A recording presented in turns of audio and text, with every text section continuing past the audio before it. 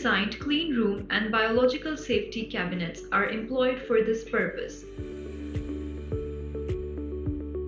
Chemo preparations are twice verified by pharmacists, including camera-assisted verification of chemo mixing.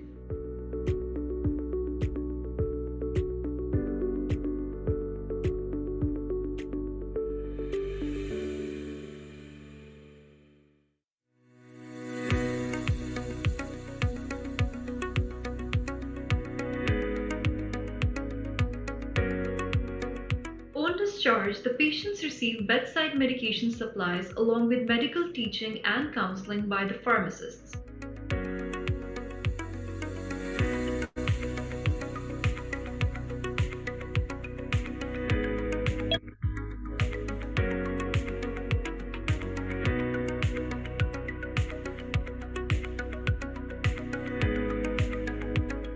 eShifa Home Pharmacy Services offer our valued patients ease of ordering medicines online and to be delivered at their doorstep.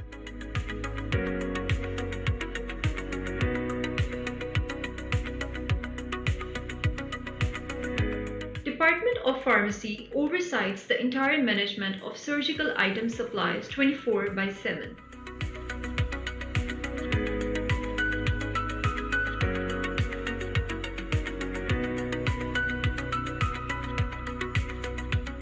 Drug and Poison Information Center of Shifa provides more than 400 drug and poison information to the healthcare professionals and general public in a month. Pharmacy department also has a robust pharmacovigilance program for monitoring of ADE and ADRs. Pharmacy department also takes part in multidisciplinary committees of the hospital, including Antibiotic Stewardship Committee, Infection Control Committee, and Pharmacy and Therapeutic Committee. Pharmacy has multiple publications, including guidelines, protocols, and quarterly newsletter.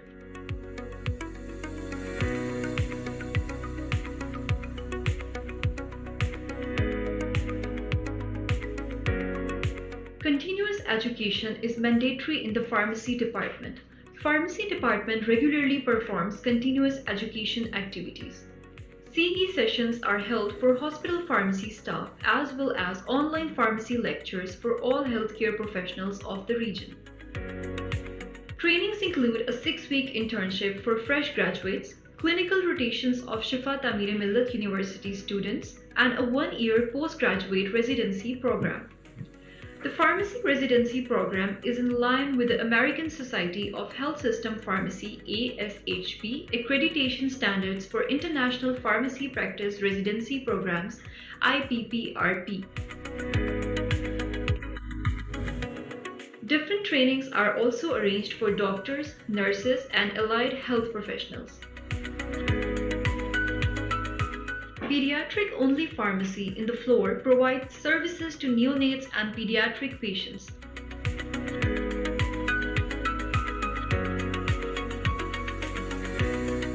Peds medicines are dispensed after appropriate medication checks and verification, including specific dilutions, pediatric dose calculations, and individualized pharmacotherapy to ensure safe and optimal medication therapy outcomes.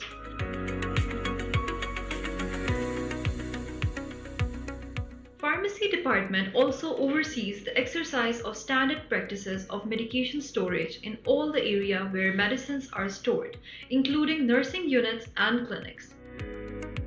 Compliance with the standard storage guidelines is regularly monitored by audits.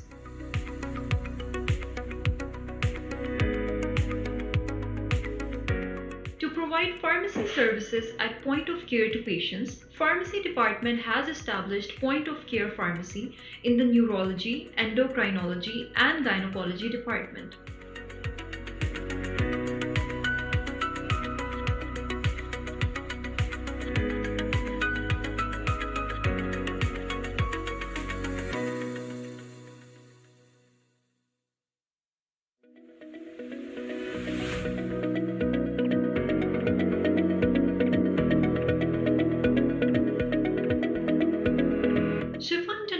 Hospital Islamabad has a state-of-the-art pharmacy services department.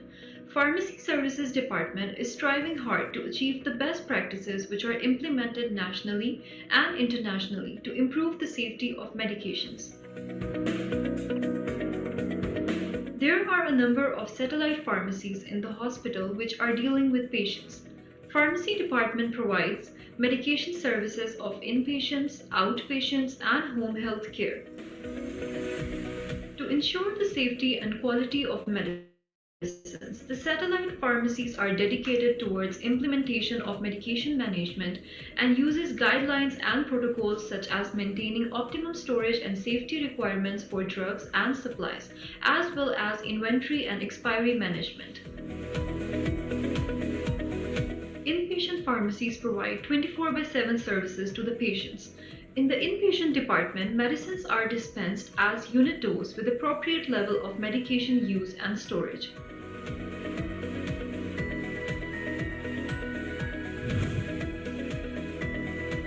Physicians' orders are received via MOAR and after reconciliation and appropriateness review are accordingly filled. Pharmacists made necessary interventions where required.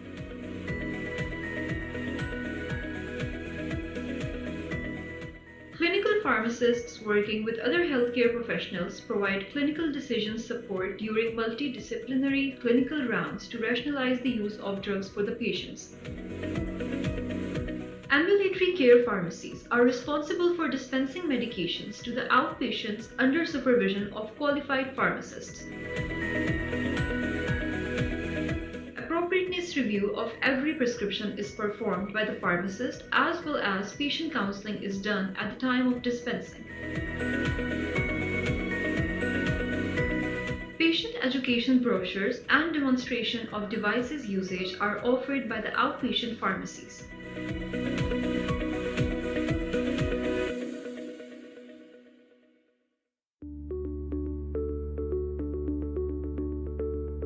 Pharmacy Department Shifa has a well-established aseptic sterile area and compounding pharmacy, providing compounding services to the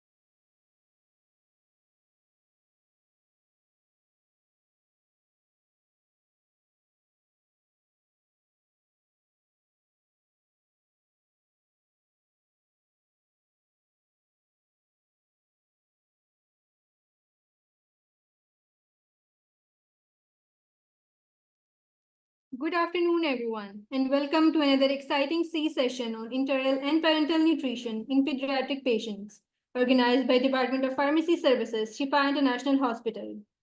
I am Hina Tufail, an ASHP resident pharmacist at Shifa International Hospital, and I'll be your moderator for this important session. As we all know, proper nutrition plays a crucial role in pediatric care, particularly for the youngest and the most delicate patients under our care. Today, we will be exploring the complexities of enteral and parental nutrition in depth, a topic that requires both ensure for the pediatric patients. We wanted to have an esteemed speaker with us today. She is a fetal and pediatric clinical pharmacist here at Shifa International Hospital. She is ASHP certified in pediatric pharmacy and brings approximately 7 years of specialized experience in pediatrics. Her wealth of knowledge and hands-on experience in neonatal and pediatric care will provide us with valuable insight into how we can optimize nutritional support for the pediatric patients. Before we begin, please ensure that your microphones remain muted during the presentation and also share your questions in the chat box. And we will address them during the dedicated QA session at the end of the presentation. Without further delay, please join me in welcoming Ms. Bajaj for her presentation. Over to you, Ms. Sabah. Thank you so much, Hina, for the introduction.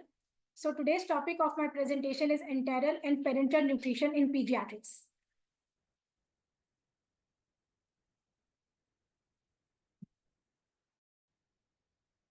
Okay, I have no relevant relationship to disclose here. What are the kinds of learning objectives that we are going to learn from today's presentation? Firstly, आपको पता होना चाहिए कि enteral parental nutrition होता क्या है. What are their basics? Individual अगर parental या इंटरल न्यूट्रिशन स्टार्ट करते हैं तो किस स्पेसिफिक एज क्राइटेरिया में हमें स्टार्ट करनी है. डिजीज और यूनिक क्या होंगी to manage the electrolyte abnormalities in the case of the parental nutrition. Safe और कंपाउंडिंग प्रैक्टिसेस क्या होंगी, कॉम्प्लिकेशंस क्या होंगे, how going to manage their complications. Okay, two main parts में हमारी प्रेजेंटेशन डिवाइड है. Number 1 parental nutrition and enteral nutrition. Nutrition IV line से होगी. मोस्टली इसके लिए इंपॉर्टेंट होगा कि हमारे पास लाइन क्या है. पेरेंटल लाइन है, सेंट्रल लाइन है, यूवीसी है in the case of neonates में. यही लाइन से एडमिनिस्टर करना है टीपीएन और क्या ऑस्मोलैरिटीज की होनी चाहिए. Before jumping to the main topic, it is very important to know the basics of age criteria for pediatrics. कि neonate, infants, child, adolescents, low birth weight, very low birth weight, extreme low birth weight कौन होते हैं, क्योंकि repeatedly मैं ये terminologies अपनी presentation में use करूंगी. न्यूनेट्स कौन से होते हैं, जो कि less than 28 day of life होते हैं. They are further divided into two main criteria, जो कि प्री टर्म और टर्म न्यूनेट्स होते हैं. प्री टर्म कौन से होते हैं, जो कि less then 37 of just born हो जाते हैं. 9 मंथ्स की प्रेगनेंसी है, अगर जो बच्चे भी आपके 9 महीने प्रेगनेंसी से पहले बॉर्न हो जाते हैं, they are term as pre term. और जो बच्चे होंगे वो कौन से होंगे, जो कि 37 वीक्स के बाद होते हैं. They complete the whole time of the pregnancy, जो कि 37 वीक से ज्यादा की होगी. They are known as a term neonates. Infants कौन से होंगे, जो कि 29 डेज से लेके अप टू 1 ईयर 12 मंथ्स तक के बच्चे होंगे. They are known as a infant. Child कौन सा होगा, जो कि ग्रेटर देन 12 मंथ्स यानी कि 1 ईयर से 12 ईयर्स तक है. और अडोलेसेंट 13 टू 17 ईयर्स. ये पूरी chart American academy of paediatrics से ली गई है. उसमें कहते हैं कि रीसेंट गाइडेंस कहते हैं कि अप टू 21 ईयर्स तक you can consider the child और a patient is an adolescent age criteria. ठीक है, तो ये आपको पूरी एज क्राइटेरिया पता होनी चाहिए कि कौन सा बच्चा के क्राइटेरिया में है और कब आपने टीपीएन अगर यूज करना है तो इनकी रिक्वायरमेंट क्या होगी. क्यों, क्योंकि एज क्राइटेरिया के हिसाब से काइनेटिक्स और डायनेमिक्स बच्चों की डिफरेंट होती है. इन केस ऑफ न्यूनेट्स, क्योंकि सबसे ज्यादा न्यूनेट्स में टीपीएन यूज होता है, अगर लो बर्थ वेट है तो इसका मतलब है वो प्री टर्म बच्चे जो के वेट जिनका 1.5 से 2.5 ग्राम्स तक होता है, या वेरी लो बर्थ वेट वो जिनका 1000 ग्राम्स और 1 केजी से 1.5 केजी तक होते हैं. एक्सट्रीम लो बर्थ वेट कौन से बच्चे होते हैं, जो कि ज्यादातर 3 वीक्स ऑफ द जेस्टेशन पे बॉर्न हो जाते हैं and they bear weight up to 1 KG. सबसे पहले इंपॉर्टेंट है कि आपको पता हो कि आपने स्टार्ट कैसे करना है. ठीक है, एप्रोप्रिएट इंडिकेशन क्या है. इसके लिए इंपॉर्टेंट है आपको पता हो कि जीआई ट्रैक यूटिलाइज है, कर रहा है नहीं कर रहा. करना तो आप इसमें ओरल भी दे सकते हैं. ठीक है, अगर आप पेशेंट ओरल नहीं ले रहा तो इसका मतलब है आपने न्यूट्रिशन को पूरा करना है बाय अ पेरेंटल न्यूट्रिशन या फिर एंटेरल न्यूट्रिशन के अकॉर्डिंग, ताकि वहां पे जाके एब्जॉर्प्शन हो. जीआई ट्रैक एक्सेसिबल है या नहीं है, पेशेंट की न्यूट्रिशन स्टेटस किस तरह की है. ठीक है, आपने किस तरह से पेशेंट को न्यूट्रिशन प्रोवाइड करनी है, पेशेंट की पर डे की रिक्वायरमेंट कितनी है, पेशेंट क्लिनिकली स्टेबल है या नहीं है, आईसीयूज में है या जनरल वार्ड में भी अगर आपके पास इसमें है, तो अगर आप इंटेरल न्यूट्रिशन को दे रहे हैं तो पेशेंट की कंडीशन किस तरह की है, पेलिएटिव केयर पर है, कीमो का पेशेंट तो नहीं है, कोई ट्रांसप्लांट का पेशेंट तो नहीं है, etcetera. These are the kinds of indications कि आपने इंडिकेशन कौन सी होनी चाहिए जब पेशेंट आपके पास टीपीएन का कैंडिडेट होगा. एब्सोल्यूट इंडिकेशन है कि एग्जैक्टली पेशेंट को इसमें स्टार्ट होनी चाहिए. रिलेटिव इंडिकेशंस कौन सी होती है कि because of the due to the another disease, जिसकी वजह से पेशेंट की इंडिकेशन जीआई कंप्लीटली फंक्शनिंग. ठीक है, तो जरूरत सकती है. In absolute indications in SBI track, SBS patient है बावेल सिंड्रोम, ये कंडीशन ज्यादातर हमारे पे न्यूनेट्स में देखने को मिलती है जहां पे एनईसी होता है, नेक्रोटाइजिंग एंटेरोकोलाइटिस. ये मोस्टली उन बच्चों में डेवलप होता है जो कि प्री टर्म होते हैं, जिनकी इंटेस्टाइन कंप्लीटली काम नहीं कर रही होती है, और मोस्टली इस तरह के पेशेंट्स में सर्जरी होती है. लेप्रोटमी होती है एक्सप्लोरेटरी, और उसमें ज्यादातर पार्ट आपका इंटेस्टाइन का कट कर दिया जाता है depending on the clinical progression के हिसाब से कि कितना पेशेंट क्रिटिकली इल था उस टाइम पे at the time of the surgery. ठीक है, तो इसके लिए इंपॉर्टेंट है कि आपको पता हो कि स्मॉल बाउल का कौन सा पार्ट कट हुआ है, इलियम कट है, ड्यूडेनम कट है, तो वहां पे एब्जॉर्प्शन ऑफ द न्यूट्रिशन नहीं होगी, तो उस कंडीशन में भी टीपीएन स्टार्ट करते हैं। या फिर non operative mechanical bowel obstruction है, फॉर एग्जाम्पल आप इसी तरह से न्यूनेट्स में अगर टीपीएन स्टार्ट करना है, सर्जिकल इंडिकेशन नहीं है लेकिन मोस्टली पेशेंट का एब्डोमिनल टेंडरनेस हुई भी है, उस कंडीशन में भी ज्यादातर पेशेंट्स को एनपीओ रखा जाता है, नथिंग पर oral for almost 3 to 5 days, या अगर सर्जिकल हो तो उसमें तो ऑलमोस्ट आपके पास 7 days तक एनपीओ रख के उसके बाद उसको टीपीएन स्टार्ट किया जाता है। इसके अलावा अगर हाई आउटपुट सिंगल फिस्टुला है या क्यूटेनियस फिस्टुलाज हैं जिसमें सर्जरी में ऑस्टोमा बनाया जाता है लेप्रोटमी करके, तो उस कंडीशन में भी आपके पास पेशेंट को एनपीओ रखा जाता है और टीपीएन के थ्रू उसमें न्यूट्रिशन प्रोवाइड की जाती है। या फिर सीवियर पैरालिटिक इलियस है, इंटेस्टाइन वहां पे काम नहीं कर रही है, ठीक है, तो ये आपकी एब्सोल्यूट इंडिकेशंस में आती है। रिलेटिव इंडिकेशन में सीवियर रेडिएशन एंटेराइटिस है, रिफ्रैक्टरी डायरिया है जहां पे एब्जॉर्प्शन ही नहीं हो रही है, तो वाया आईवी हम वहां पे न्यूट्रिशन देंगे। सूडो ऑब्स्ट्रक्शन है, गट इस्कीमिया है, इनटॉलरेंस टू एंटेरल फीडिंग है कि एंटेरल वो उसको टॉलरेट ही नहीं कर पा रहा है, तो the only option you have is IV, जो कि आप टीपीएन के थ्रू देंगे। या फिर आपके पास स्पेसिफिक ड्यूरेशन है कि 7 दिन से ज्यादा पेशेंट एनपीओ रह चुका है। ये कुछ इंडिकेशन है पीडियाट्रिक्स में जर्नलाइज कि अगर प्री टर्म बच्चा है लेस देन 30 वीक्स में, वहां पे इंडिकेशन लाजमी है आपने टीपीएन स्टार्ट करना है। क्यों? क्योंकि बच्चे नॉर्मली उनका सक एंड स्वेलो एबनॉर्मल होता है और कंप्लीटली डेवलप्ड भी नहीं हुआ होता है बिकॉज ऑफ द इमेच्योरिटी की वजह से, तो नॉर्मली इस तरह के पेशेंट्स को न्यूट्रिशन की रिक्वायरमेंट होती है। अगर लो बर्थ वेट है, 1.25 kg तक का वेट है, या आपके पास स्पेसिफिकेशन आती है according to number of days के हिसाब से, एक्सट्रीम प्री मेच्योर है यानी कि लेस देन 1 kg का बच्चा है, तो ज्यादा टाइम आपने नहीं देना, विद इन 24 to 48 आवर्स यानी कि 1 to 2 days में आपने लाजमी टीपीएन स्टार्ट करना होता है। क्यों? क्योंकि बच्चे प्री मेच्योर है, इमेच्योर इम्यूनिटी है, न्यूट्रिशन अगर नहीं होगी उनके पास, उसमें क्या होगा, चांसेस ऑफ इन्फेक्शन रिस्क बढ़ जाएगा, तो हम वहां पे न्यूट्रिशन लाजमी उनको प्रोवाइड करते हैं। या सेकेंडली क्या होगा, अगर उनको एक्सप्रेस ब्रेस्ट मिल्क भी मदर का मिल रहा होता है तो उनकी फील्ड इतनी जल्दी डेवलप नहीं होती। मोस्टली जो बच्चे लेस देन 30 वीक्स पे बॉर्न होते हैं, 32 to 34 वीक ऑफ जेस्टेशन पे मोस्टली सक एंड स्वेलो पेशेंट का डेवलप नहीं होता, तो उस कंडीशन में ओरल न्यूट्रिशन की जितनी भी रिक्वायरमेंट होती है वो डेवलप होने में बहुत टाइम लग जाता है, तो इनमें बहुत जल्दी आपको स्टार्ट करना होता है। न्यूनेट्स अगर टर्म है तो अप टू 48 to 72 आवर्स तक का टाइम है कि अगर पेशेंट की फीड्स नहीं डेवलप हो रही हैं तो आप उसमें टीपीएन को स्टार्ट करेंगे। इन द केस ऑफ पीडियाट्रिक्स में मोर देन 5 to 7 days हो गए, ठीक है, उस कंडीशन में आप इतना टाइम उनको देंगे, उसके बाद अगर आपको लगता है कि अभी भी पेशेंट एनपीओ ही रहेगा, उसकी न्यूट्रिशन रिक्वायरमेंट जो है वो आपकी कॉम्प्रोमाइज होगी, तो वहां पे फिर आप पीडियाट्रिक्स में स्टार्ट करेंगे। कंजेनाइटल एनोमलीज है जीआई ट्रैक्ट की जिसमें surgery is the only option. Congenital heart disease है, नेक्रोटाइजिंग एंटेरोकोलाइटिस है जो मैंने पहले बताया, न्यूनेट्स में मोस्ट कॉमन कॉम्प्लिकेशन आती है प्री टर्म बच्चों की। एक्मो में पेशेंट है या हीमोडायनेमिकली इनस्टेबल पेशेंट है। Okay, in the case of neonates अगर आप स्टार्ट करते हैं, हमारे पास डिफरेंट इनकी टाइप्स आती हैं, जैसे डे 1 पे अगर न्यूनेट्स में स्टार्ट करना है, प्री टर्म बच्चा आपके पास आ गया है, तो जो विद इन 24 आवर्स स्टार्ट होता है उसे हम कहते हैं एनआईसीयू स्टार्टेड टीपीएन, ठीक है। उसमें और नॉर्मल टीपीएन में, फुल टीपीएन में क्या डिफरेंसेस होते हैं? नॉर्मली जो स्टार्टेड टीपीएन होता है उसमें कोई भी इलेक्ट्रोलाइट्स ऐड नहीं करते, ठीक है। 24 to 48 आवर्स तक नॉर्मली भी जितने भी न्यूनेट्स होते हैं उसमें कोई इलेक्ट्रोलाइट की रिक्वायरमेंट नहीं होती है, मोस्टली उसमें हम कैल्शियम ऐड करते हैं या मल्टीविटामिन ऐड कर रहे होते हैं। इन द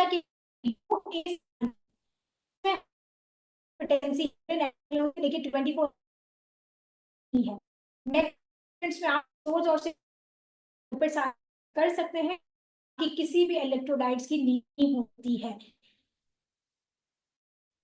नॉर्मली हम कैल्शियम इसमें क्यों ऐड करते हैं अदर देन मेल इलेक्ट्रोलाइट्स के? क्योंकि हाइपोकैल्सीमिया का बच्चों में रिस्क बहुत ज्यादा होता है, तो इनमें मोस्टली हम कैल्शियम को ऐड करते हैं। ये एक छोटी सी एग्जांपल है हमारे पास कि 4 पेशेंट्स आपको दिए में हैं जो एज क्राइटेरिया मैंने डिस्कस किया है कि अगर पेशेंट 47 ईयर्स की फीमेल है विद एब्डोमिनल ट्रॉमा है रिक्वायरिंग मिनिमल 14 डेज एनपीओ, उस पेशेंट को हम स्टार्ट करें। द सेकंड पेशेंट है 8 ईयर्स का है, स्टेटस पोस्ट अनकॉम्प्लिकेटेड एपेंडेक्टोमी है, who has been NPO for 2 days. या फिर आपके पास थर्ड पेशेंट है 34 वीकर है, वेट उसका 2.3 kg है और 2 आवर्स अगो हुआ है, अभी पेशेंट बॉर्न हुआ है। या चौथा पेशेंट आपके पास है 23 वीकर है, वेट है 0.654 kg, बॉर्न 2 hours अगो। तो इसमें किस पेशेंट को टीपीएन मिलना चाहिए? More than one answer would be acceptable. तो आप चैट बॉक्स में अपने मेंशन करें कि कौन कौन से पेशेंट्स को टीपीएन मिलना चाहिए।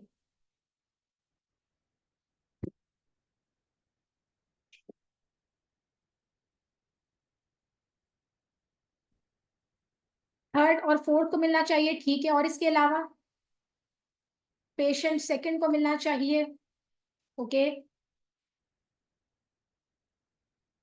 थर्ड और फोर्थ को मिलना चाहिए, ठीक है।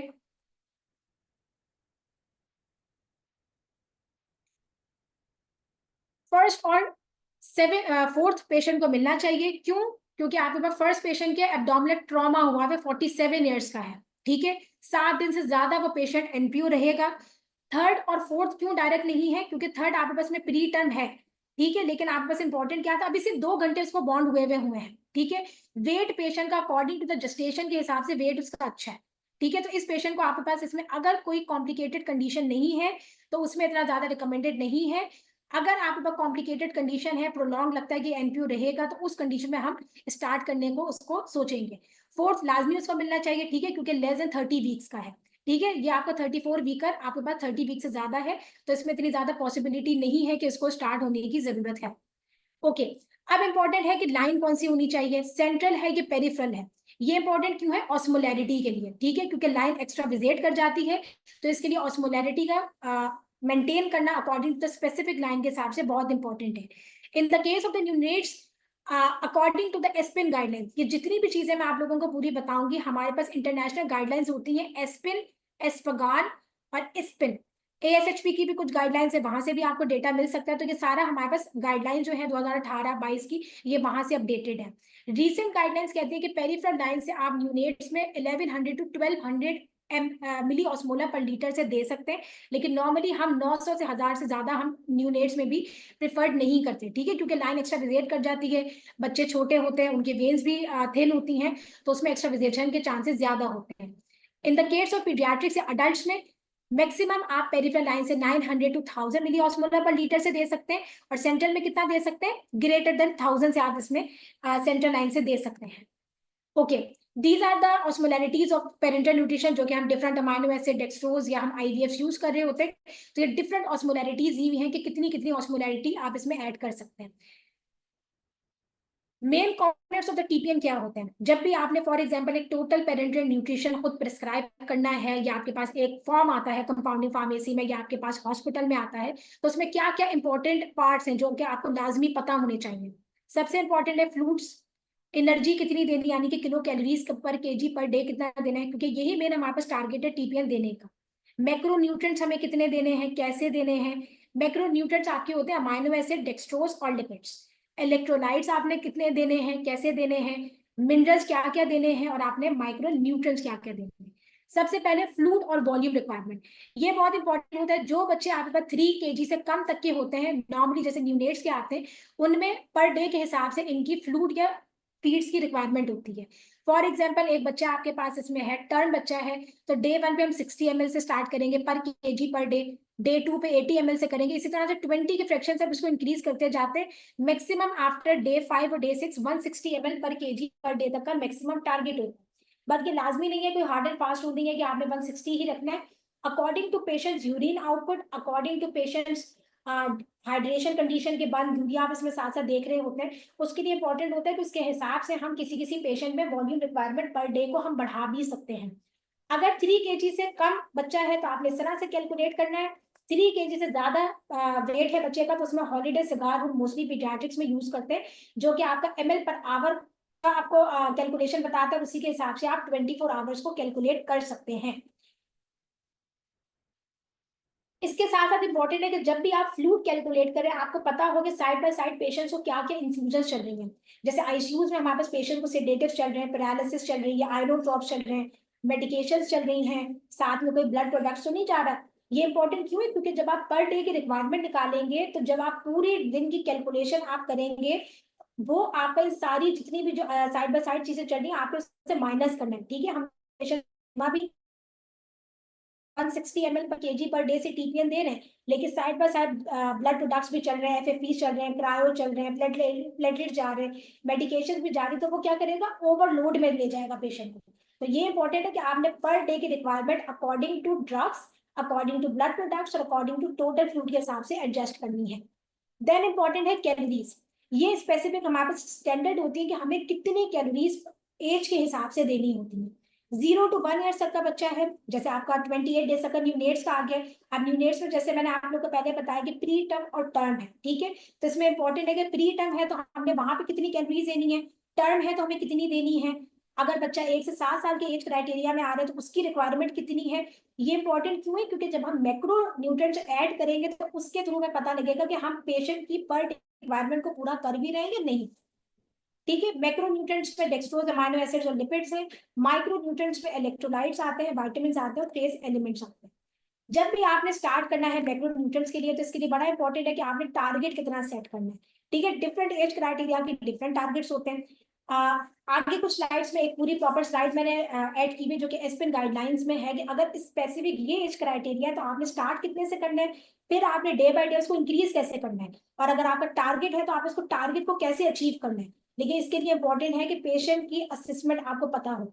मैं ये नहीं कह रही कि आपने खुद डायरेक्ट जाके असेस करना है, लेकिन नर्स का इसमें हेल्प होती है कि आप यूरिन आउटपुट उनसे पूछें, 24 आवर्स में कोई ग्लूकोज चेक हुई है आप उसको चेक करें। पेशेंट अगर सर्जरी का है तो ऑस्टोमा कोई आउटपुट तो नहीं आ रहा है पेशेंट का, बीच में कोई हाइपरग्लाइसीमिया का कोई इवेंट तो नहीं हुआ, हाइपोग्लाइसीमिया तो नहीं हुआ, लाइन जो उसको है पेरिफेरल सेंट्रल लाइन है, लाइन ठीक है कि नहीं है, एक्स्ट्रा विजेट तो वहां से नहीं कर रही है। ये सारी चीजें इंपॉर्टेंट होती है, उसके अकॉर्डिंग फिर आपने कभी भी एक टीपीएन को बनाना स्टार्ट करना होता है। नेक्स्ट आती है एनर्जी सोर्सेस। एनर्जी सोर्सेज में क्या है, जो कि हम मैक्रो न्यूट्रिएंट देंगे, कार्बोहाइड्रेट, अमाइनो एसिड्स और लिपिड्स, इनकी कुछ स्पेसिफाइड परसेंटेजेस होती है, ठीक है। कि आपने डेक्सट्रोज से कितना पार्ट कवर करना है, ये नहीं कि आपने सारी डेक्सट्रोज डाल देना है, आपने लिपिड सारा डाल देना है या अमाइनो एसिड डाल देना है, ठीक है। ये आपके पास स्पेसिफिक इसकी परसेंटेजेस होती है। If you want to complete 100%, तो डेक्सट्रोज वुड बी 50 to 60% उसका पार्ट होना चाहिए, लिपिड्स का 40 to 50 पार्ट होना चाहिए, और जो रिमेनिंग होता है वो आपके पास अमाइनो एसिड्स का होना चाहिए। First हमारे पास मैक्रोन्यूट्रिएंट्स कौन से, amino acid. Why it is important, it minimises catabolic state in preterm units. इसके अलावा ये प्रोटीन सिंथेसिस में इंपॉर्टेंट होता है, जो कि प्रोवाइड करता है सोर्स ऑफ एनर्जी और नाइट्रोजन बैलेंस वगैरह को। ये स्टैंडर्डाइज हमारे पास होता है कि जो 1 ग्राम ऑफ अमाइनो एसिड होता है that will deliver 4 kilo calories per gram, ठीक है। ये इंपॉर्टेंट है कि आपने याद रखना है क्योंकि आपने कैलोरीज इसी के हिसाब से कैलकुलेट करनी होती है। नेक्स्ट आती है कि अगर फॉर एग्जांपल न्यूनेट है, आपने डे 1 पे स्टार्ट करना है, ठीक है। मैक्सिमम टारगेट हमारे पास बच्चों में न्यूनेट्स में होता है 3 to 4 gram per KG per day, ठीक है। देखिए अगर आप स्टार्टर टीपीएन स्टार्ट करते हो प्री टर्म में तो आपने 2 ग्राम से स्टार्ट करना है, टर्म में है तो आपने 2.5 से स्टार्ट करना है। इसी तरह से जब आपने उसको इंक्रीज करना है तो डे 2 पे कैसे करोगे, 0.5 to 1 ग्राम पर केजी से आपने इंक्रीज करना है, just to reach the maximum target of the patient that is 4 in case of pre term, और in term 3 gram per KG per day. In case of paediatrics adolescent में देखिए ऊपर age criteria और नीचे आपके पास starting the हुई है कि आपने स्टार्ट कैसे करना है, ठीक है। पीड्स में और एडोलेसेंट में आप डायरेक्ट मैक्सिमम से भी स्टार्ट कर सकते हो, ठीक है। न्यूनेट्स में क्यों इंपॉर्टेंट है कि आपने डे बाय डे इसको इंक्रीज करना है, क्योंकि बच्चे छोटे होते हैं, बच्चे टॉलरेट नहीं कर पाते, ठीक है। और because of the TPN reduce भी आपके बहुत सारी कॉम्प्लिकेशंस डेवलप होती हैं, तो मैं आपने डायरेक्ट मैक्सिमाइज नहीं करना, आपने लो से करना है और फिर आपने आहिस्ता आहिस्ता से करना है, क्योंकि उनके इमेच्योर ऑर्गन्स होते हैं, किडनी इमेच्योर है कि लिवर इमेच्योर है। आप डायरेक्ट स्टार्ट करेंगे तो वो क्या होगा कि आपके पास इसमें एक्यूमुलेशन के चांसेस बढ़ जाएंगे। देन हमारे पास सेकंड आता है carbohydrates. Carbohydrate main source of energy nutrition, 40 to 60% आपका टोटल एनर्जी रिक्वायरमेंट आपने कार्बोहाइड्रेट से देनी है। 1 ग्राम कार्बोहाइड्रेट कितना डिलीवर करेगा, 3.4 kilo calories per gram. In the case of neonates में अगर आपने स्टार्ट करना है तो डे 1 पे 7 to 12 gram per KG per day से करना है, टर्म बच्चा है तो 8 to 10 से करना है। इसी तरह से आपने 1 to 2 gram per KG per day से बढ़ाना है और मैक्सिमाइज करना है in the case of pre term 17 ग्राम तक और टर्म में 18 ग्राम तक। बट इसके लिए बहुत इंपॉर्टेंट है कि आपके पास बेस लाइन बीएसआर हो, ब्लड शुगर आपके पास इसमें लाजमी हो, ठीक है। 24 आवर्स में अगर हाइपो या हाइपरग्लाइसीमिया, क्योंकि इसी के हिसाब से आप डेक्सट्रोज को एडजस्ट करोगे, ठीक है। ये इंपॉर्टेंट होगा क्योंकि इसके हिसाब से आप एडजस्ट अगर नहीं करोगे तो क्या होगा, बैग आपके पास एक बनकर आ जाएगा टीपीएन का और वो फिर आपके पास इसमें 24 आवर्स के लिए अगर हाइपो या हाइपर है तो आपने यहीं पे इसको एडजस्ट करना है, ठीक है। और इसके हिसाब से आपने इसको जीआईआर को मेंटेन करना है। जीआईआर इज ग्लूकोज इन्फ्यूजन रेट, जो कि मैं फर्दर स्लाइड्स में डिस्कस करूंगी। नेक्स्ट आपके पास आता है पीडियाट्रिक्स और एडोलेसेंट है, तो एज क्राइटेरिया आपके पास कितना है, जैसे फॉर एग्जांपल 1 to 10 एज तक का बच्चा है, तो आपने इसको इनिशियली यहाँ पे डायरेक्ट जीआईआर के हिसाब से दिया हुआ है कि आपने इतने से करना है। ये हम इनिशियली ग्राम्स के हिसाब से करते हैं। For example in new nets में हम मोस्टली 10% रखते हैं, ठीक है, 8 to 10 ग्राम पर केजी रखते हैं, डिवाइडेड बाय टोटल वॉल्यूम, जो कि आप कैलकुलेट करोगे अकॉर्डिंग टू न्यू नेट्स में, जैसे मैंने आप लोग को पहले बताया, ये हॉलीडे सिगार के हिसाब से मल्टीप्लाई बाय 100। क्यों? क्योंकि आंसर आपका परसेंटेज में आएगा।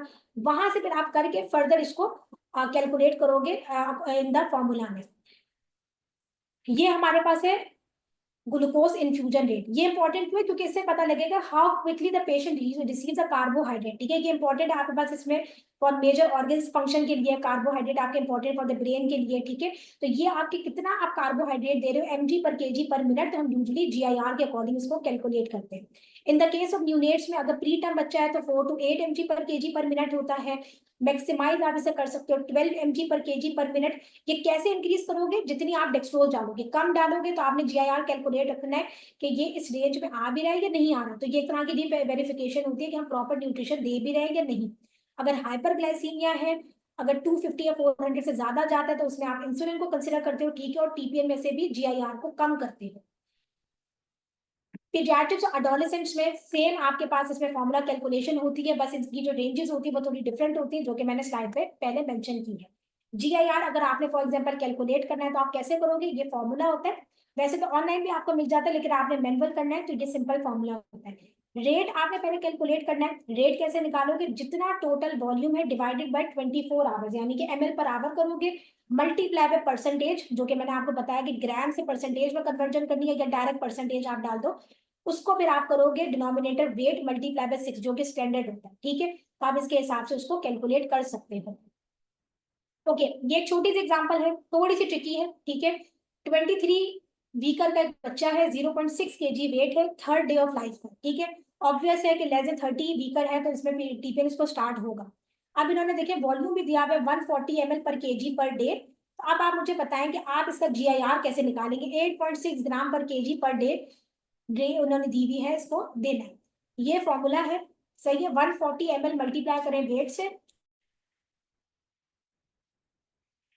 और डिवाइड करें 24 से, तो आपका आ जाएगा रेट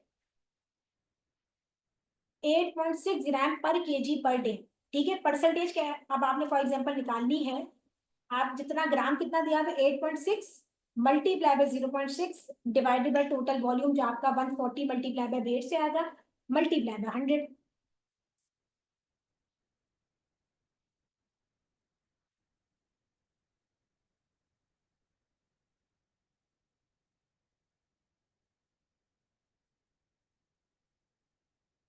आप लोग कैलकुलेट खुद से भी करिएगा, ठीक है। तो इसका 6 mg पर kg पर मिनट तक इसका आंसर आएगा।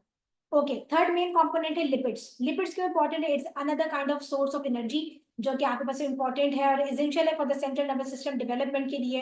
Component of the biological members है, good source of essential fatty acids के लिए है, कैलोरीज प्रोवाइड करता है। मोस्टली हमारे पास लिपिड्स की डिफरेंट परसेंटेजेस आती हैं, ठीक है, और डिफरेंट जो लिपिड्स होते हैं वो डिफरेंट सोर्सेज के होते हैं। मोस्टली हम यूज करते हैं स्मॉफ, SMOF, जो कि कॉम्बिनेशन होता है 4 ऑयल्स का, जिसमें soybean, medium chain triglyceride MCT, olive oil और फिश ऑयल आता है, जो कि 20% होता है। मोस्टली 1 ग्राम उसका 9 किलो कैलोरीज प्रोवाइड कर रहा होता है। इसी तरह से पहले हम लाइपोफंडिक भी यूज करते थे, जो कि 1 ग्राम में 10 किलो कैलोरीज होती हैं।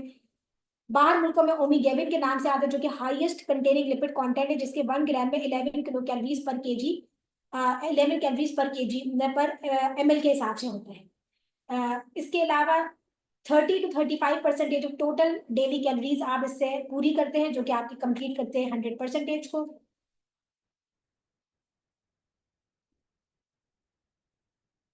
ओके, देन हमारे पास आते हैं कि मैक्रोन्यूट्रिएंट्स आपने इसमें डिसाइड कर लिया। देन अब आपने इलेक्ट्रोलाइट्स और विटामिन्स किस तरह से ऐड करना है। But before that you should have to see the assessment of the patient, जो मैंने पहले भी बताया कि पेशेंट के इलेक्ट्रोलाइट्स कैसे हैं, नॉर्मल रेंज में है, कम है, ज्यादा है, पेशेंट की क्लिनिकल कंडीशन क्या है, कोई जीआई कंडीशन आपके पास पेशेंट की तो नहीं है, फ्लूइड लॉसेस तो नहीं हो रहे, ऑस्टोमा आउटपुट तो नहीं है पेशेंट का कोई, रीनल आउटपुट किस तरह का है पेशेंट का, ठीक है, ये बहुत इंपॉर्टेंट है क्योंकि कुछ इलेक्ट्रोलाइट्स आपके रीनल आउटपुट पर डिपेंड करते हैं, जैसे कि पोटेशियम और कैल्शियम, ठीक है। अगर यूरिन आउटपुट बहुत कम है, ए यूरिक पेशेंट है, ऑलिग यूरिक है, पॉली यूरिक है, तो उसमें क्या होगा कि पेशेंट यूजुअली आपके पास न्यूनेट्स होते हैं या इन्फेंट बच्चे होते हैं, वो बहुत जल्दी इलेक्ट्रोलाइट लूज कर जाते हैं।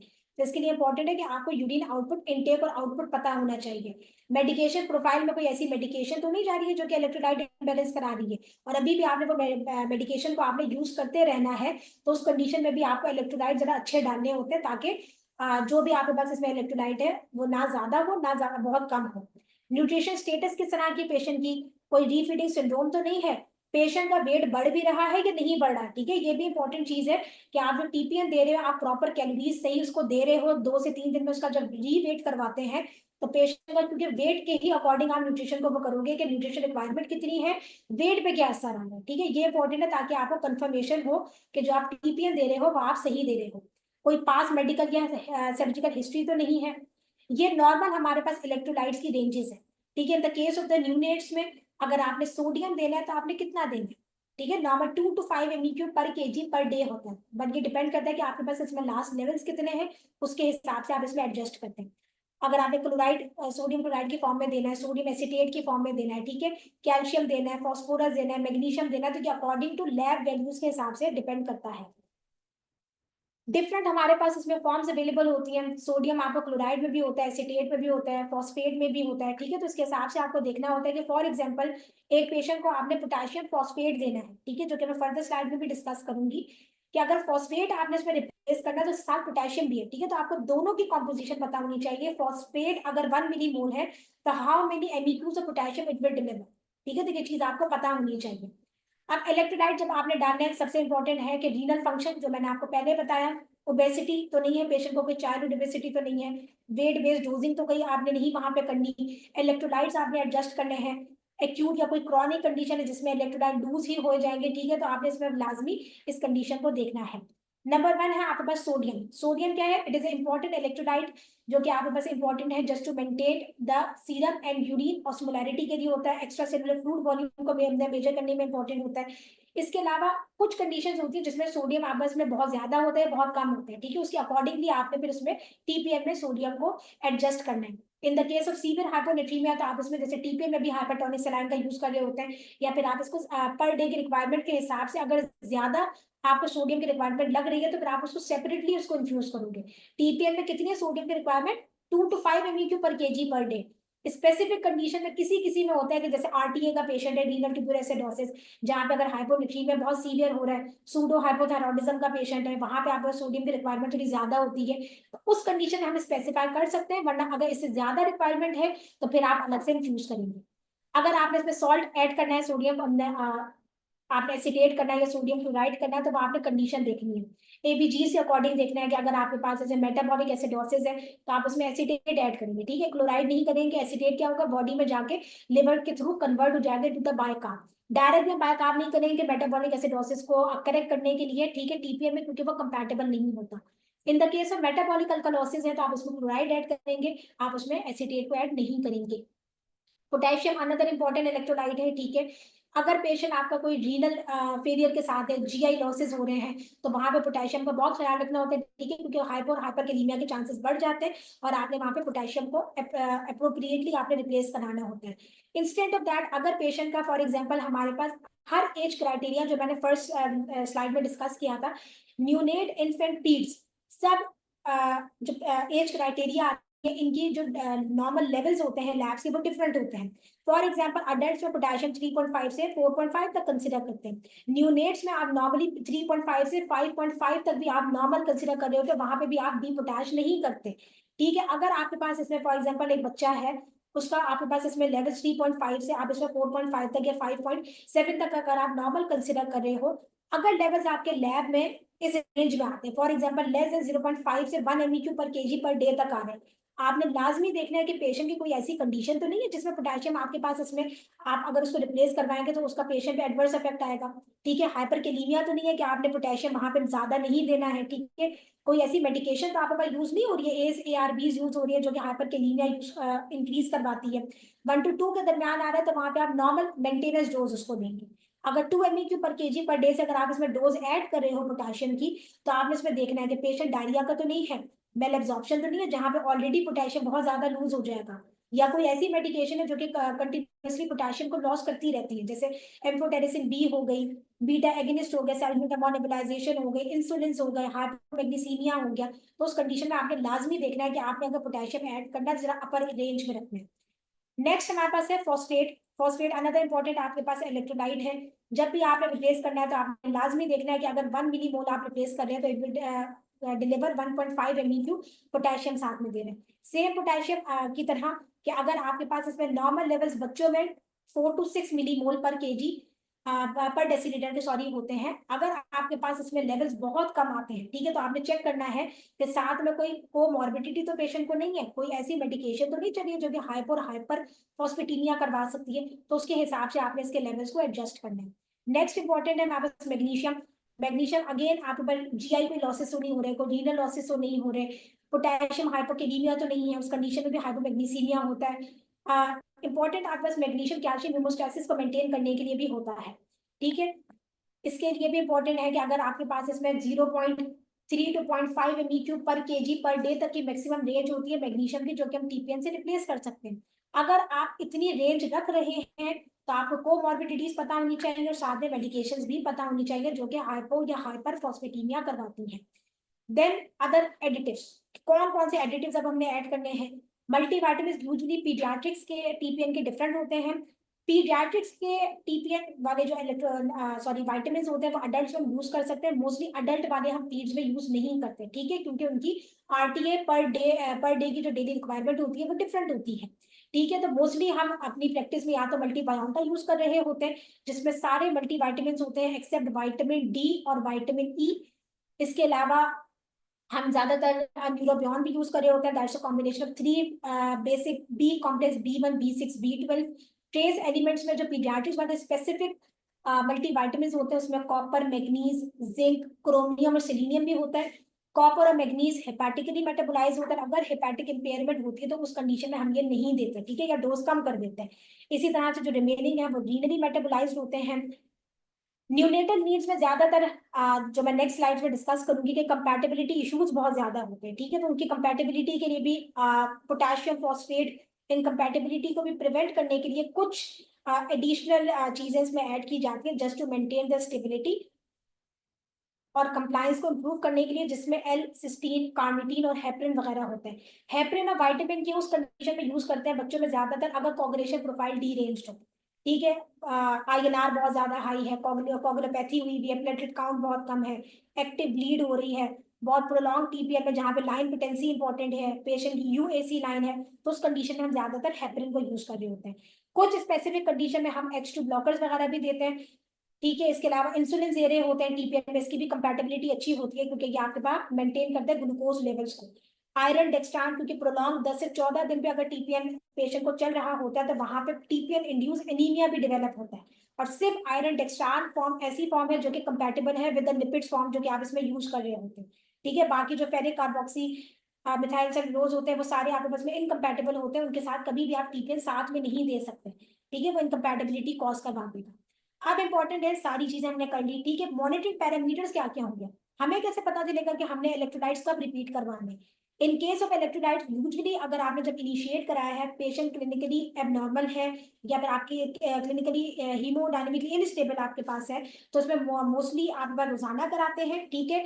अगर पेशेंट क्रिटिकली इल भी है इनिशिएट आपने करवाया तो रोजाना करवाएंगे। अगर पेशेंट आपके पास इसमें इतना ज्यादा क्रिटिकली इल नहीं है, स्टेबल हो गया, इलेक्ट्रोलाइट भी स्टेबलाइज हो गए, तो यूजुअली हफ्ते में 1 से 3 बार रिकमेंडेड है, या आप हफ्ते में 2 दफा भी करवा सकते हैं।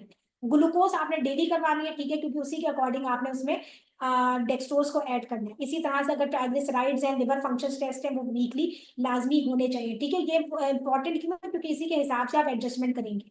Then compatibility issues, compatibility issues में सबसे इंपॉर्टेंट है कोई साथ में ऐसी मेडिकेशन तो नहीं जा रही है जो कि वाई साइड से जा रही है, टीपीएम भी जा रहा है और उसी से आप दे रहे हैं, तो वो आपस में क्या करेगी, डी नेचर कर देगी ड्रग को। कैल्शियम फॉस्फेट इनकम्पैटिबिलिटी सबसे ज्यादा कॉमन होती है, बाय कार्ब सॉल्ट तो साथ में नहीं दे रहे, ठीक है। कैल्शियम फॉस्फेट इनकम्पैटिबिलिटी क्या होती है, ये मोस्टली आपके पास में टीपीएन के पेशेंट्स में देखी जाती है। ये कंपाउंडिंग में ज्यादातर जब वो प्रिपेयर कर रहे होते हैं इस चीज को लाजमी वो देख रहे होते हैं।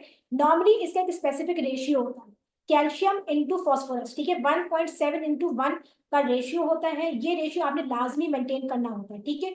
क्या क्या प्रिवेंटिव पॉइंट्स है कि जिसके अकॉर्डिंग अगर आप उसको फॉलो करें तो आप कैल्शियम फॉस्फेट स्टेबिलिटी को इम्प्रूव कर सकते हैं, ठीक है। अगर आपके पास अमाइनो एसिड की कॉन्सेंट्रेशन बहुत कम है, ठीक है, वो चांसेस बढ़ा देगा कि इसकी इंस्टेबिलिटी डेवलप हो सकती है। टीपीएन की एडमिक्सचर जो मिक्सिंग है वो प्रॉपर नहीं है। मोस्टली कैल्शियम को ऐड किया जाता है बिफोर द फॉस्फोरस। अगर आपने उसके स्टेप को सीक्वेंस अगर आपने नहीं सही रखा तो उसमें भी चांसेस हो सकते हैं, ठीक है, वो चिलेट बना देंगे, ठीक है। तो इसके फिर आपके पास में इनकम्पैटिबिलिटी इश्यूज डेवलप हो जाते हैं, या फिर आपके पास स्टोरेज कंडीशन ठीक नहीं है।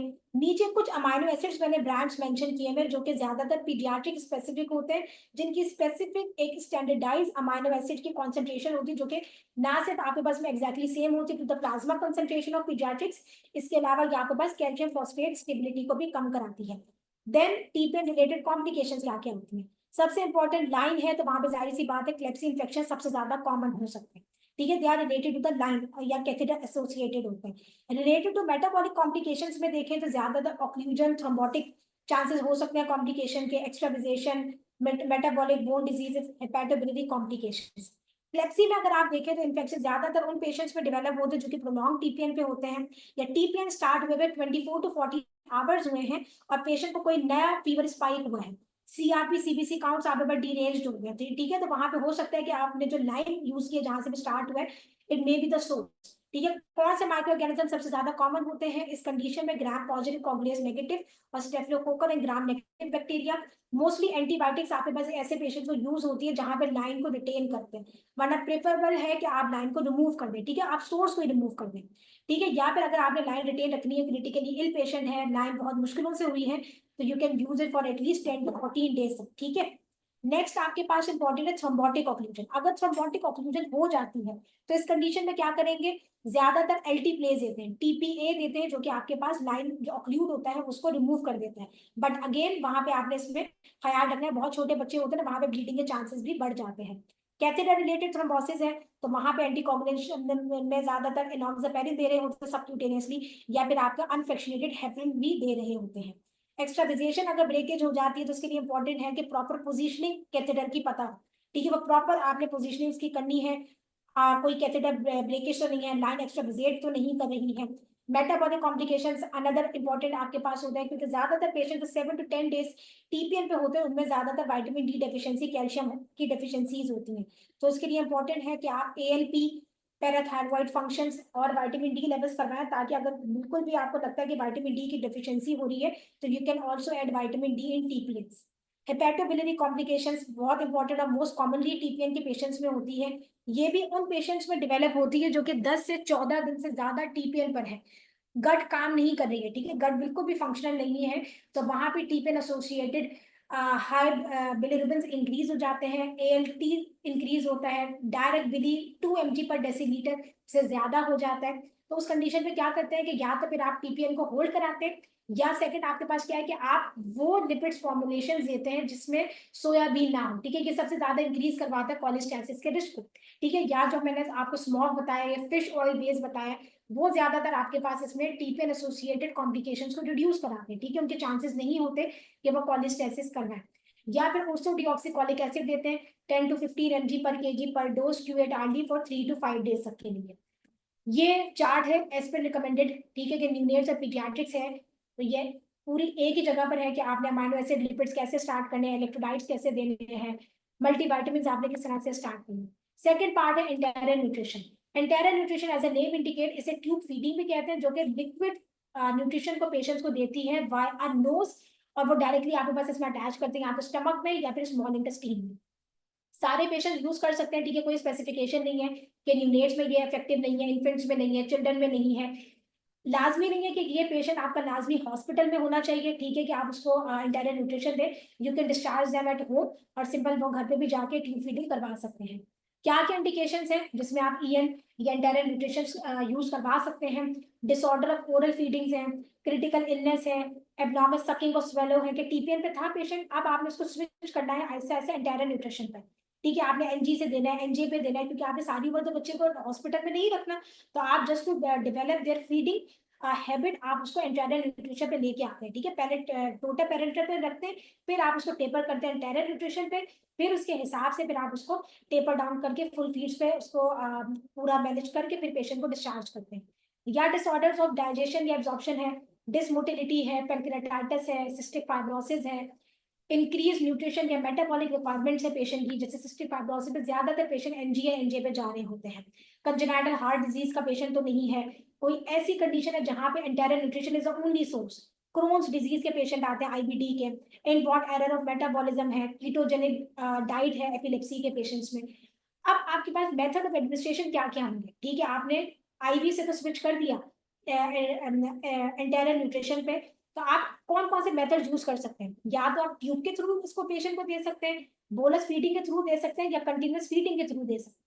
नॉर्मली जो पेशेंट लेस देन 4 वीक्स पे अगर पेशेंट को डिस्चार्ज करते हैं या हॉस्पिटल में भी होते हैं, लेस देन 4 वीक्स तक की अगर आपने उनको ट्यूब फीडिंग करानी है तो ज्यादातर हम नेजोगैस्ट्रिक या ओरोगैस्ट्रिक यूज करवाते हैं। ठीक है, नेजोगैस्ट्रिक क्या होगा? As a name indicate, tube place through the nose into the stomach. ठीक है, इसे नेजो एंटेरियर ट्यूब्स भी कहते हैं। ओरोगैस्ट्रिक कौन से होते हैं? जो कि माउथ के थ्रू स्टमक में डाली जाती है, और इसे ओरो एंटेरियर ट्यूब्स भी कहते हैं। अगर गैस्ट्रोस्टमी और जुजुनोस्टमी स्टोमी, ठीक है, लास्ट में ये सर्जिकल प्रोसीजर होता है जो कि एंडोस्कोपी से पूरी पोजीशंस को देखते हैं, और प्रॉपर एक छोटा सा प्रोसीजर होता है जो कि आपके पास उन पेशेंट्स पे यूज किया जाता है जहां पे 4 वीक से ज्यादा अगर आपने उनको एंटायर न्यूट्रिशन देनी है। देन हमारे पास जो सेकंड पार्ट है कि बोलस फीडिंग देनी है, कंटिन्यूस देनी है। ये थोड़ा सा समझने वाली चीज है कि बोलस और कंटिन्यूस में डिफरेंस क्या है। बोलस फीडिंग्स कौन सी है? जो कि मैंने आपको पहले भी फ्लूट्स बताया कि फ्लूट्स या आपने फीड्स, दो चीजें होती है बच्चों में हम कैलकुलेट करते हैं, इसके हिसाब से आपने क्या करना है कि उसकी पर डे की रिक्वायरमेंट देख लेनी है। नॉर्मली जो न्यूनेट्स और इन्फेंट होते हैं ये हर 2 से 3 घंटे के बाद उनको फीड लाजमी करवाना होता है, क्योंकि इनकी रिक्वायरमेंट होती है। ठीक है, तो इसके लिए इंपॉर्टेंट आपके पास क्या होगा कि जितनी भी आपके पास पर डे की रिक्वायरमेंट होगी, आप उसको डिवाइड कर दोगे 2 to 3 आवर्स, यानी कि दिन में 8 से 12 दफा ये फीड जाएगी। ठीक है, अगर कॉन्टिन्यूस फीड है तो ये आप जैसे रेगुलर होती है पर आवर के हिसाब से आप उसको फीड चला देते हैं। अब दोनों में डिफरेंस क्या है? कॉन्टिन्यूस फीडिंग उस वक्त पेशेंट्स में यूज करते हैं जो कि बोलसिस को टॉलरेट नहीं कर रहे होते। कॉन्टिन्यूस देते हैं, फिर थोड़े दिन के बाद उसको टेपर डाउन कराते हैं। आप इसको 1 RD 2 RD 3 RD करके उसको टेपर डाउन करा के पेशेंट की फीड्स को डेवलप करते हैं। एडमिनिस्ट्रेट कैसे करेंगे? सिरिंज, कंटेनर या बैग्स के थ्रू, मोस्टली इन्फ्यूजन पंप्स में भी इसको लगा के कंटिन्यूस फीड दे रहे होते हैं। साइड इफेक्ट एंटेरियर न्यूट्रिशन से क्या होंगे? जीआई रिलेटेड ज्यादातर पेशेंट्स में आते हैं, nausea, vomiting, diarrhoea, abdominal distension. Metabolic issues भी पेशेंट्स में डेवलप होते हैं, लेकिन इतने ज्यादा फ्रीक्वेंट नहीं होते as compare to the total parenteral nutrition. कितने अरसे तक आप एंटेरियर न्यूट्रिशन को यूज कर सकते हैं? मोस्टली आपके पास हम इसमें फ्यू डेज से लेके मंथ्स तक यूज कर सकते हैं, depending on the patient's clinical condition, कि पेशेंट को कितने अरसे तक न्यूट्रिशन रिक्वायरमेंट है। कॉम्प्लिकेशन ऑफ एंटायर न्यूट्रिशन को देखें तो मोस्टली आपके पास quite similar to the parental nutrition होती हैं। इसमें भी मैकेनिकल कॉम्प्लिकेशंस हो सकती हैं, इन्फेक्शन कॉजेज हो सकते हैं, GI complications, metabolic complications, drug nutrition interactions भी हो सकते हैं। बहुत सारी आपके पास जब हम दवाइयाँ यूज कर रहे होते हैं एंटायर न्यूट्रिशन के साथ, इसकी डिफरेंट गाइडलाइंस है। ठीक है, हमारे पास शिफा में प्रॉपर इसकी गाइडलाइन है कि अगर आपके पास टोटल पेरेंटल न्यूट्रिशन पर है पेशेंट और एंटायर न्यूट्रिशन यूज कर रहा है, या सिंपल आपके पास इसमें एंटायर न्यूट्रिशन भी अगर यूज कर रहा है, तो कौन सी दवाई आप यूज कर सकते हैं? अगर आपने लाइन फ्लश करनी है, एनजी से देना है, एनजे से देना है, तो कौन सी आपके पास में कोटेड है, इमीडिएट रिलीज है, तो कौन कौन सी दवाइयां आप दे सकते हैं? ठीक है, ये एक डिफरेंट बिल्कुल चीज है कि आपने ये सारी चीजें देखनी है, क्योंकि हर दवाई आपके पास सेफ नहीं है जो भी आप एंटायर न्यूट्रिशन से दे रहे होते हो। दीज आर द रेफरेंसेस जहां जहां से ये रिसोर्सेज दी गई हैं। Thank you so much. अगर कोई भी सवाल है तो आप मुझसे पूछ लें।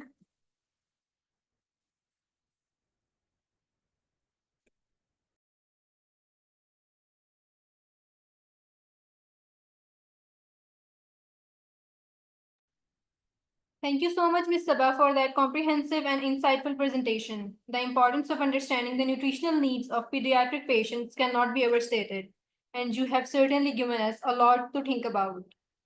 Please note that the feedback form will be shared at the end of the session, and it's necessary to fill out the feedback form to generate your certificates.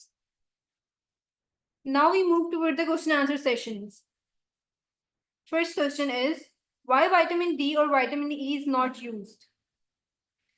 Okay जो मैंने आपको कंपोजिशन बताई है जो पीडियाट्रिक्स है, अभी हम यहाँ पे यूज पाकिस्तान में जो करते हैं वो मल्टी बायोन्टा होता है, फैट सॉल्युबल विटामिन है, ठीक है। मोस्टली आपके पास इसमें विटामिन ई और विटामिन डी रेगुलर बेसिस पे रिक्वायर्ड नहीं होता, ठीक है। तो अगर आपको जरूरत पड़ती है तो आप अलग से ऐड करते हैं, क्योंकि जो कॉम्बिनेशन या फॉर्मुलेशन बनी हुई है वो इनकम्पैटिबिलिटी होती है, तो बस आप उसको मोस्टली नहीं देते। Next question is, can you please provide reference for calcium phosphate ratio? Okay जो लास्ट मैंने जो रेफरेंसेस हैं उसमें भी रेफरेंसेस में मेंशन्ड है, कैल्शियम फॉस्फेट का है, जहाँ पे एक स्लाइड थी उसमें भी वो रेफरेंस मौजूद है। अगर आपको फर्दर उसमें से पढ़ना है तो एस्पिन, ASPEN, एस्पिन गाइडलाइंस में कैल्शियम फॉस्फेट जहाँ पे ट्रेस एलिमेंट्स का पूरा एक चैप्टर है, उसमें सारे उसमें रेफरेंसेस मेंशन्ड है, आप वहाँ पे जाके उसको देख सकते हैं। Okay, next question is how to adjust GIR.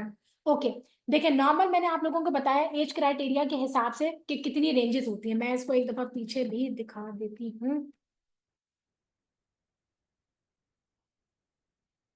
Specification आपके पास एज के हिसाब से कि आपने कितना GIR रखना है। अगर हाइपो या हाइपर ग्लाइसीमिया तो आपने उसमें GIR को लाजमी एडजस्ट करना है, ठीक है, क्योंकि आपने अमाउंट तो कार्बोहाइड्रेट पेशेंट को देनी है। ये देखें नॉर्मल है, प्री टर्म में 4 to 8, टर्म में भी इतना है, बस टर्म में क्या है कि मैक्सिमम रेंज जो है वो आपके पास थोड़ी सी ज्यादा हो गई है। इंस्टेंट ऑफ दैट अगर आपने पीडियाट्रिक्स या अडोलेसेंट्स में रखना है, 1 to 10 ईयर्स तक का बच्चा है तो आपने 3 to 6 mg पर kg पर मिनट रखना है। इसी तरह से अगर आपके पास इसमें 11 to 18 है तो 2.5 to 3 mg पर kg पर मिनट तक रखना है। तो इसके हिसाब से आप इसको कैलकुलेट करेंगे और फॉर्मूला आप लोगों को ये दिया हुआ है। The next question is, kindly enlighten about parental nutrition and TPN and their needs criteria. Okay आप लोगों को इंडिकेशंस मैंने बताई थी कि क्या क्या इंडिकेशन है, ये स्पेसिफिकेशन आपको पता होनी चाहिए कि आपने कब स्टार्ट करना है, क्योंकि हर बच्चा आपका TPN का कैंडिडेट नहीं होता, ठीक है। ये इंडिकेशन आपके पास में स्पेसिफिक है, ठीक है, आपने किस तरह से स्टार्ट करना है। अगर पेशेंट को आपने NPO रखना है स्पेसिफिक डेज के हिसाब से, इफ यू वांट दो स्लाइड्स तो मैं आपको शेयर भी कर दूंगी, वो कोई इशू नहीं है, तो आप इसको फर्दर जाके देख सकते हैं। तो ये स्पेसिफिकेशन होनी चाहिए कि जहाँ पे आपके पास पेशेंट का वेट भी कम है, आपने न्यूट्रिशन भी सप्लाई करनी है, तो आप इस इंडिकेशन के अकॉर्डिंग ही पेशेंट को TPN स्टार्ट करेंगे। Okay, next question is, how many tests are performed before starting TPN or enteral nutrition, and how much time it takes to start treatment? Test किस तरह के test, I don't get it. Patient assessment की अगर आप बात करें तो इसमें कुछ चीजें तो आपके पास इसमें है, बाकी चीजें आपने अगर 24 आवर्स में स्टार्ट करनी भी है तो आप उसमें कुछ चीजों को आप रखेंगे, बाकी जो चीजें वो फिर आप 24 आवर्स में जो भी लैब्स होती हैं या स्टैट में आपके पास होती है आप उसको देख रहे होते हैं। ये आपको एक स्लाइड में दिखा दूं जिसमें assessment,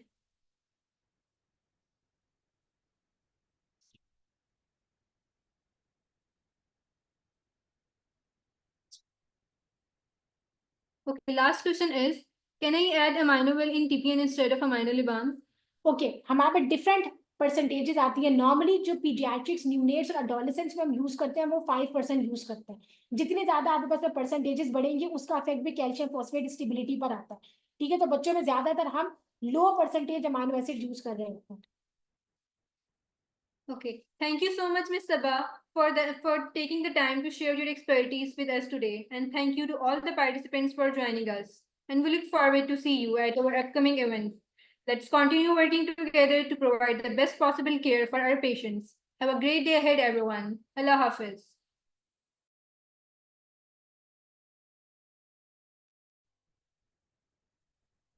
feedback form link share हुआ है, काइंडली फिल कर दीजिएगा।